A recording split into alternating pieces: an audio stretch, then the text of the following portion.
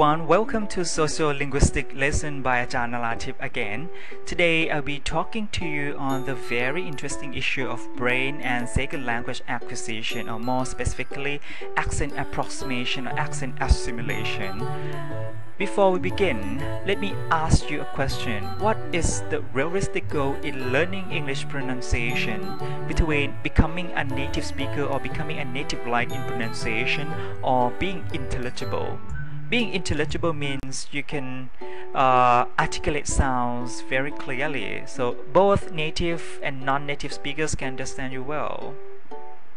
In Thailand, I believe everyone knows that people are obsessed with speaking English like a native speaker, right? As you can see, pocket books or English learning courses offering accent modification or eradication techniques have attracted every level of readers, like this one.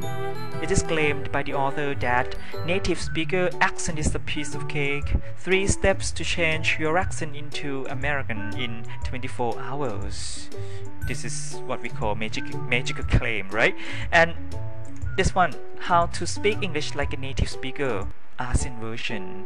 I see no connection between the integration of ASEAN and the ability of speaking English like a native speaker, and this issue is not without concern. One question arises as to whether accent reduction is boon or bane. Is advantages or disadvantages?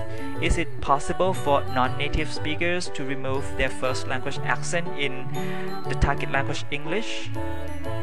Now, let's consider this issue critically. Given that non-native English accents are prone to discriminatory judgments, many non-native speakers are discriminated against their non-native English accents. Many non-native English speakers have been attempting to eradicate or remove their accents from second language or L2 speech by consulting native speaker accent reduction therapists or pronunciation workbooks.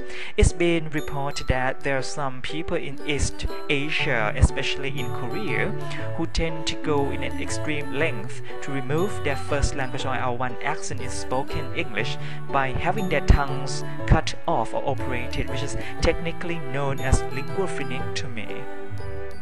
What's lingual phenectomy? In pediatric dentistry, lingual phenectomy is actually a very common procedure, normally done in children who are born with a shorter tongue and thicker frenulum. However, some believe that such procedure can also help second language learners learn English better and are able to pronounce some certain sounds like a native speaker or natively. For example, many Korean parents believe that by removing a centimeter or so of the tongue frenulum, their kids are now able to pronounce or distinguish between R and L sound. R is retroflex approximant, right? And L is lateral L distinction and other difficult sounds in English. Does surgery really help then? Does accent therapy really work? Can non-native English speakers completely remove their first language accents in English? We need to seek an answer from the socio-psychological point of view in linguistics. Socio-psychologically speaking, accent in second language English is naturally influenced by the first language phonological system that language learners acquired or were exposed to during their childhood. According to some sociolinguists, every second language learner possesses a maturational timetable in L2 learning. This is known in the field of second language acquisition as the critical period hypothesis, or CPH in abbreviation, which lies in the assumption that the mastery of native-like accent or pronunciation is conditioned to a certain critical period or a biologically optimal age. Generally speaking, the critical period is set at close to puberty or approximately 12 years of age, for example Scoville 1998.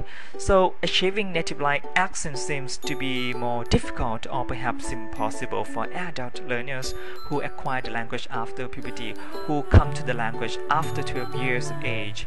In contrast, young learners who are extensively exposed to the target language hear English in their early childhood or pre-pubertal are likely to approximate or assimilate native-like English pronunciation more successfully and naturally than adults.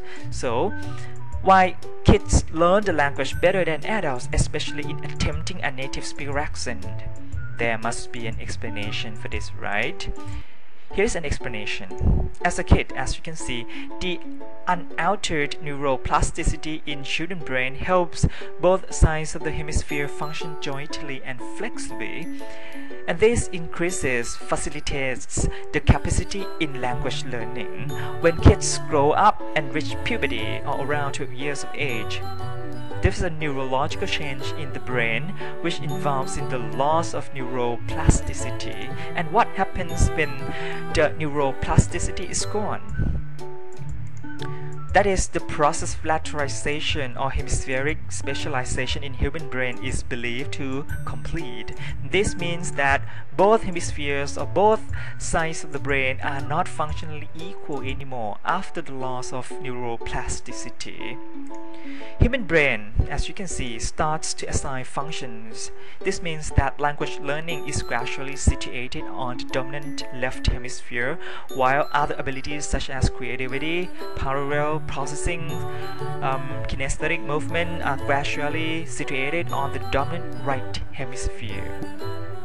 Put most simply, as a kid, neuroplasticity helps children's brain function more flexibly, and this facilitates language learning. However, as an adult, the neuroplasticity is gone when they reach puberty. Consequently, adults tend to use only one side of the brain or one side of the hemisphere to learn the language. This is an explanation why adults have so many difficulties in rendering their speech or in modifying their accents despite extensive training, and why children tend to be more successful in producing natural English or native-like English speech. In short, there must be an ideal window of time to acquire the language in a linguistically rich environment. Further language acquisition becomes much more difficult after that specific time, and if the language input does not occur after this time, the individual will never achieve a full command of the language. Now, I want you to consider claims made by these popularly sold pocketbooks once again. Are they linguistically reliable? Native-like accent or native speaker likeness in pronunciation is hardly achieved due to the biological limitation of the brain, right? And given the biological evidence of the brain, the concept of accent reduction in second language learning seems to be less supported and unrealistic. And that's all for today's topic. I hope you enjoyed the video, and if you have further questions, please let me know. Here is my email address. Thank you for watching. See you in the next video.